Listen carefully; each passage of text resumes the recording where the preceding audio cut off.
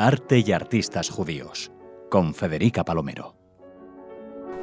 De nuevo nos reunimos con Federica Palomero. Hola, Federica. Hola, Raquel, ¿qué tal? Buenas tardes. En este caso, ¿sobre qué vas a hablar, Federica? Pues vamos a hablar de geometría en el arte a través de dos artistas muy representativos de esta tendencia, que son Vasarely y Agam. Empezamos como siempre por el principio. Pues sí, mira, podemos empezar por el más viejo, que es Vasarely, que le llevaba pues 20 años a Agam, ¿no? Vasarely no es un artista judío, pero me pareció interesante pues hablar de los dos al mismo tiempo, porque más allá de esto, que finalmente, bueno, en el arte puede ser algo más o menos relevante o irrelevante, resulta que tienen conceptos del arte e incluso carreras pues que se parecen mucho, ¿no? Entonces me pareció interesante no compararlos, no se trata de eso, sino pues hablar de los dos al mismo tiempo, porque además, bueno, han sido ellos protagonistas también de eventos compartían, ¿no? Digamos, ese protagonismo. Entonces, bueno, ¿por qué no hablar de los dos, ¿no? Y no de uno solo? Entonces, bueno,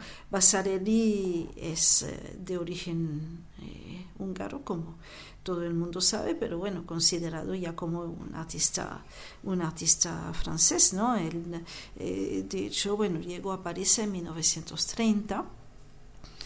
Y pues ahí fue donde hizo realmente toda su carrera como artista, ¿no? Federica, es muy inteligente cómo Francia absorbe, ¿no? A esos y los hace nacionales, a esos artistas que quizá...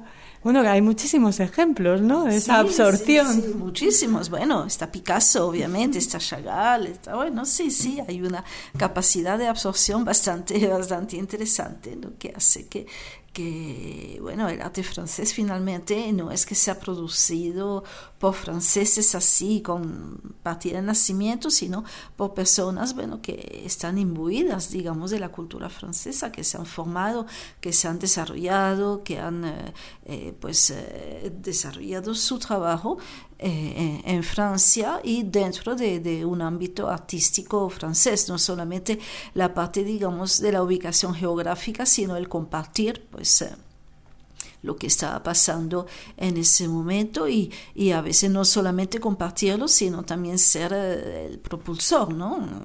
Es el caso de esos dos personajes realmente, ¿no? ¿Seguimos hablando de Vasarely o les da? Un poquito. Uh-huh. Bueno, pues sí, Vasarely llegó en 1930 a París. En esos años trabajó como diseñador gráfico con mucho éxito. Estuvo, bueno, en agencias tan importantes como Havas, por ejemplo, que todavía existe. Pero cuando surge realmente como artista es después de la Segunda Guerra Mundial. Pues se habla mucho de que en ese momento ya París no tenía la importancia que había tenido entre guerras desde el punto de vista artístico, que ya era una escena que había sido desplazada por Nueva York, por ejemplo. Bueno, es algo que hay que matizar, porque es un poquito verdad, pero también un poquito falso, en el sentido de que, bueno, en París, después de la Segunda Guerra Mundial, sí hubo un movimiento artístico todavía, pues, muy importante, ¿no? Y bueno, seguían vivos artistas de la talla de Picasso, de Léger, de Braque, de Chagall, de Matisse, que hicieron también, bueno, que el arte francés fuera en este sentido muy respetado, pero también hubo pues gente nueva, como es el caso precisamente de Vasarely y más tarde de Agam y de ese movimiento de la abstracción geométrica. Ahí hay tres hechos importantes para que vaya, digamos, a cuajar esto de la abstracción geométrica, que por supuesto se opone precisamente al movimiento del expresionismo abstracto norteamericano y entonces que adquiere también un poco un carácter así como como nacional, digamos. Claro, es una ¿no? competencia, ¿no? Sí, de cierto Ciudades modo, y sí, claro. continentes y estilos. Sí, entonces está la galería de Denis René, que abre pues en el momento de la liberación, y Denis René se dedicó de manera exclusiva, ella decía incluso a veces un poco dogmática, al arte abstracto geométrico. Ella nunca quiso exponer nada que no fuera de esta tendencia y le dio, por supuesto, pues a esa tendencia y a sus artistas un prestigio enorme, y la galería, aunque ella ya falleció muy anciana, pues todavía la galería existe y mantiene esa línea además, ¿no? Entonces, Vasarely y Denis René se conocieron antes de la guerra. Ella en ese momento no tenía una galería, sino un taller de costura que después transformó entonces en galería, y Vasarely fue siempre su artista estrella, fue su gran apoyo, bueno, un apoyo mutuo podríamos decir, ¿no? Y de hecho, bueno, la primera exposición fue de Vasarely, ¿no?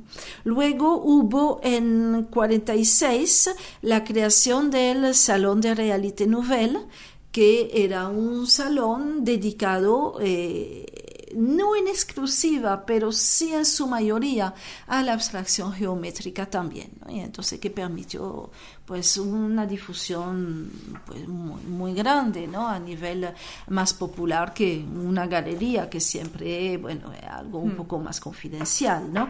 Y en 1950 también otro elemento importante en la consolidación, digamos, de la abstracción geométrica fue la apertura del Atelier d'Art Abstrait de dos artistas franceses, Jean Devaz y Edgar Pillet, un atelier por el que pasaron muchísimos artistas a formarse pues dentro de la geometría, que también, bueno, esto fue criticado, ¿no? Incluso el crítico Charles Estienne llegó a hablar de un nuevo academicismo, tal vez con un poquito de razón, sobre todo porque hay que decir que los artistas abstractos geométricos y los que los apoyaban, empezando por Denis René, eran en efecto muy excluyentes. O sea, tenía que ser eso y más nada. La ortodoxia Sí, geométrica. sí, exactamente, ¿no? Entonces, bueno, Vasarely trabaja con Denis René desde los inicios. En cuanto a Agam, Agam es un seudónimo, ¿no? Él se llama Yakov Gipstein. Él nació en 1928, es decir, 20 años después Vasarely, en Rishon-LeZion, que en aquel momento pues era mandato británico de Palestina y que luego pasó a ser, por supuesto, el Estado de Israel, ¿no? Él estudió en Jerusalén en la Academia Bezalel, y ahí él recibió influencia de la Bauhaus. Y Vasarely también, cuando él estudió en Budapest, había estado en una escuela que era como una extensión, digamos, un anexo de la Bauhaus. O sea que ya vemos en los dos esa misma formación, y yo creo que es algo importante, ¿no? Para entender precisamente digamos, todo lo que pueden tener en común como artistas, ¿no? Y Agam llegó a París en 1951, ingresó al Atelier d'Art Abstrait, Denis René lo captó para su galería, y ahí pues tienen, digamos, carreras bastante parecidas. En 1955, por ejemplo, ambos participan en una exposición que se llamó Le Mouvement en la galería de Denis René, y que fue importantísima porque fue realmente como un balance de esos 10 años de abstracción geométrica y de arte cinético.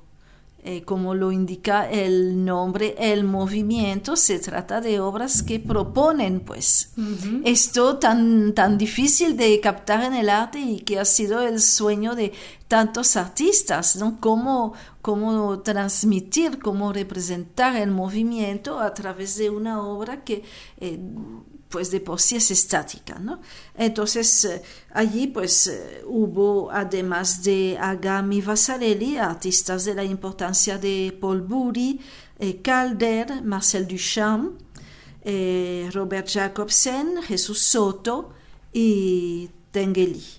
En el caso de Agam y de Vasarely, el movimiento no existe, es decir, es un movimiento virtual, como diríamos ahora, creado por efectos ópticos. De ahí que se empiece también a usar esa expresión op art, es decir, optical art o sencillamente arte óptico.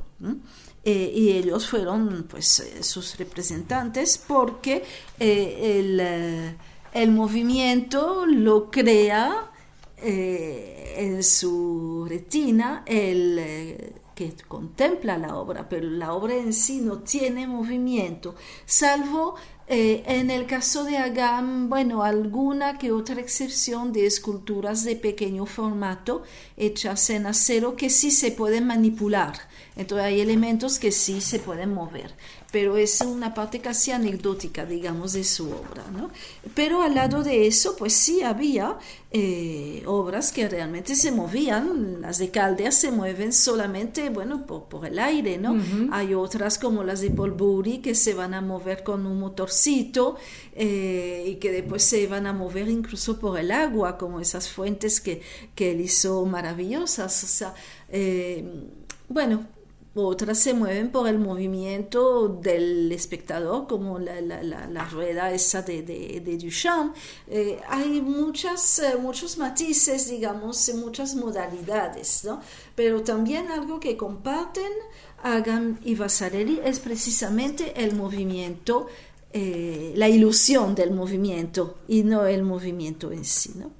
Y luego en 1967 se va a hacer en el Museo de Arte Moderno de la Ville de París la exposición Luz y Movimiento, Arte Cinético en París, donde están de nuevo pues esos dos artistas, ¿no? Pero ahora, bueno, ya el grupo es mucho más numeroso, por supuesto, y las tendencias todavía más variadas, ¿no? En cuanto a movimiento real, con motor, sin motor, por el aire, porque si se toca, aleatorio, programado, etcétera, etcétera, ¿no? Bueno, pues yo creo que ahí tenemos ya una idea del arte de Agam y de Vasarely, ¿no? Otro elemento que tienen en común y que es muy importante es la voluntad de ambos de integrar el arte a la arquitectura, de no hacer pintura de caballete, de hacer pinturas en espacios públicos para que la gente pudiera pues tener un acercamiento directo pues a la belleza, a la alegría también, ¿no? Porque claro, ellos hacen esculturas que son lúdicas, digamos, ¿no? Por ese juego de movimiento y que también están llenas de colores muy vivos, entonces esto pues les da ese toque, digamos, ¿no? De la alegría de poner la ciudad como, bueno, más humana, y, sí. Como un escenario de su arte, ¿no? Sí, eso para ellos era muy importante, el salir a la calle, salir del museo, salir de la galería. ¿Tendrá que ver con su formación en la Bauhaus? ¿Ese interés por la arquitectura también? Seguramente tiene que ver porque la Bauhaus tenía precisamente ese concepto de la obra de arte total, obra de arte dominada por la arquitectura, que era, digamos, la reina de las artes, y las otras artes como supeditadas a la arquitectura, pero que sin embargo pues formaban un todo, ¿no? Y ellos retoman pues esa idea, ¿no? Y también la idea digamos, de lo cívico, de hacer una obra al servicio de la gente, no solamente de los coleccionistas o de la gente más culta que va al museo, tenerlo allí al alcance de todos, ¿no? Y para Vasarely, pues la primera experiencia que él tuvo la oportunidad de hacer de integración a la arquitectura fue en la ciudad universitaria de Caracas, por invitación del arquitecto Carlos Raúl Villanueva, que también era pues un apasionado de esto de la integración de las artes y que tuvo la oportunidad pues durante la construcción de la ciudad universitaria Universidad Central de Venezuela, de invitar artistas y bueno, hay un magnífico vitral de Fernand Léger en la biblioteca, por ejemplo, y pues 3 obras de Vasarely que fueron para él la primera experiencia, ¿no? Y como que le gustó y funcionó porque ya luego lo siguió haciendo, bueno, en Francia muchísimo y en otros países también, ¿no? En la ciudad universitaria hay 3 obras de Vasarely. Uno que es un muro de cerámica de 2 caras con un relieve que se llama Homenaje a Malevich, que también el título nos dice mucho acerca precisamente de reclamarse, digamos, de esa tradición de la abstracción geométrica. Luego hay uno que se llama Positivo Negativo, que es un muro escultórico de aluminio que funciona en cuanto a forma y fondo, si tú quieres, ¿no? Es decir, no es el contraste entre blanco y negro, sino entre la materia y el aire o el vacío, como tú quieras, ¿no? Y esto, bueno, viene directamente, por supuesto, del periodo suyo llamado blanco-negro, que él desarrolla precisamente a partir de 1951 y hasta 1963, o sea, estamos hablando de 1954, pues que hay mucha lógica en eso, que eran estudios de positivo, negativo o fondo-forma, a partir pues de blanco y negro, ¿no? Y esto, bueno, ya adquiere un carácter mucho más monumental, ¿no? Y luego hay un mural de cerámica que se llama Sofía, que son finas, pero muy finas líneas dibujadas en negro sobre blanco. Pero tú puedes también decir que es una superficie blanca como interrumpida por líneas negras, es decir, que eso de la figura y el fondo pues sigue siendo totalmente vigente, ¿no? En una carta que le escribe a Villanueva, dice Vasarely: las artes plásticas para sobrevivir y para ser auténticas deben necesariamente cambiar de forma funcional y de dimensión. Ellas deben ser accesibles a grandes capas sociales, portadoras de un mensaje universal. Lo que venías contándonos. Claro, sí. Y bueno, ese concepto lo encontramos también en la obra de Agam, porque él pone esta participación del público en el centro de su arte, pues pero lo hace de una forma, bueno, un poco diferente, ¿no? Por ejemplo, él empieza experimentando con paneles pintados pivotantes, que forman cuadros transformables, es decir, según tú ves una cara o tú ves otra, te aparece un dibujo, te aparece otro, y siempre son formas geométricas, eso sí, en blanco, negro y colores muy vivos, ¿no? No solamente los primarios, pero de manera general siempre muy vivos, ¿no? Y entonces, según tú vas caminando a lo largo de la obra, tú vas viendo cosas que desaparecen y aparecen otras y te mareas un poquito. Sí, es una experiencia, ¿no? Sí, es una experiencia plástica y también, como te decía, es una especie de juego, no hay duda, ¿no? Y desde luego esos efectos ópticos son muy interesantes como concepto, pero donde cobran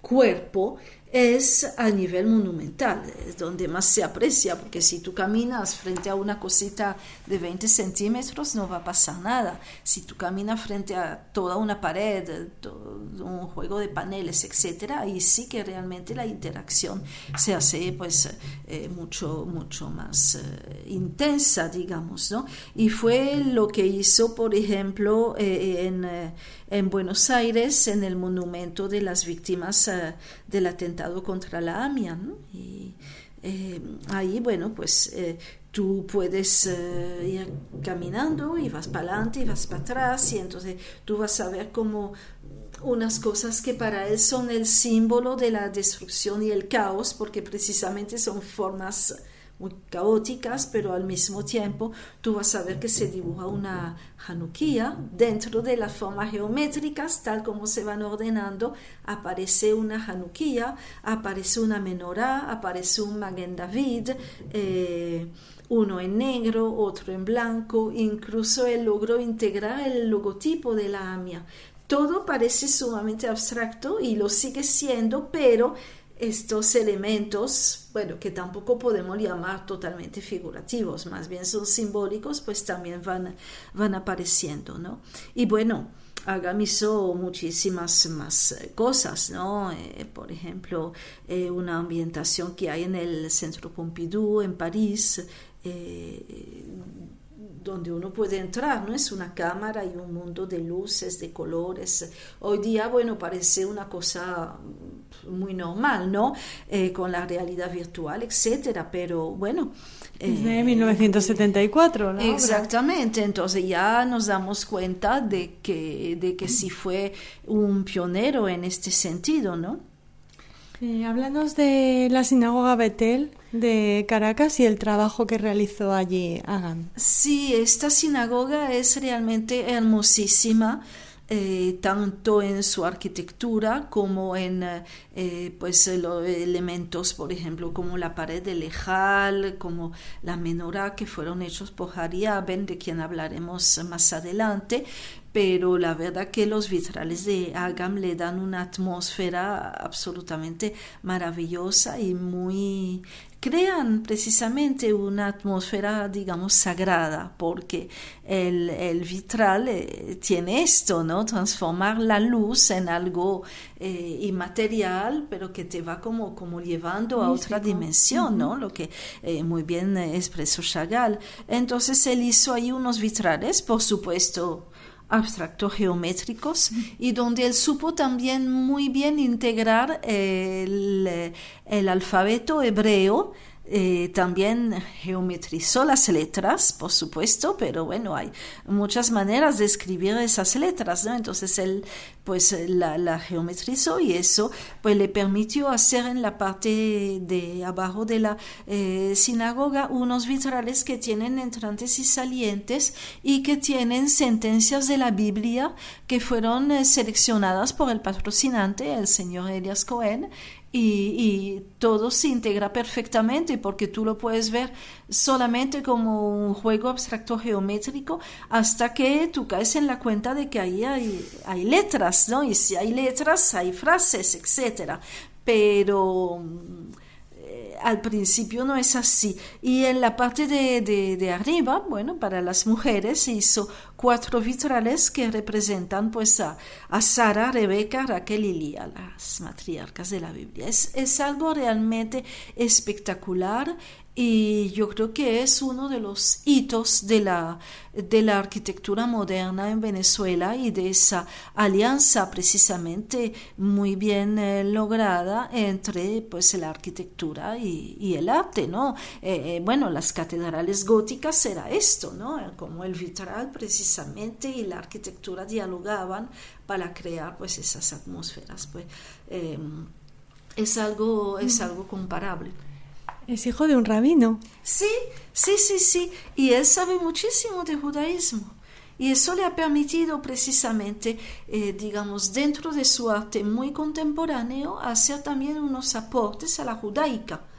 Y la judaica, bueno, como todas las expresiones religiosas, a veces tiene un lado un poco tradicional, y él, bueno, hizo un barrido de todo eso para inventar formas nuevas. Por supuesto, está muy a gusto porque como él trabaja lo abstracto, pues no tiene que esforzarse mucho, digamos, ¿no?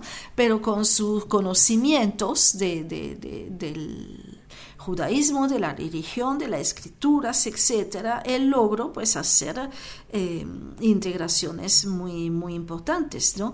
Bueno, hemos hablado del monumento a la AMIA, que claro, no es un monumento religioso, es un monumento civil, pero también hizo otras cosas de Estados Unidos. En el Community Center de Chesterfield, por ejemplo, también hizo una escultura. Hizo el techo del Centro de Congresos de Jerusalén, hizo una instalación que se llama Las Mil Puertas en el Palacio Presidencial de Israel, y luego pues cosas mucho más religiosas, directamente religiosas. Bueno, él creó una Torá, por ejemplo, objetos de culto, etcétera, y la verdad que sí se puede hablar de que el judaísmo es importante en su obra. Sí, totalmente, es realmente fundamental en su arte, ¿no? Más allá, bueno, de todo lo que podemos hablar de Agam en cuanto a su aporte a la abstracción geométrica y al arte óptico, hay también toda esa parte que no contradice en absoluto la primera, sino que más bien la complementa, que tiene que ver pues con la judaica de manera general, sí. Pues así, si te parece, terminamos este nuevo capítulo de este programa que nos lleva a conocer arte y artistas judíos. Les convocamos para el próximo. Muchas gracias, Federica. Bueno, muchas gracias y hasta luego.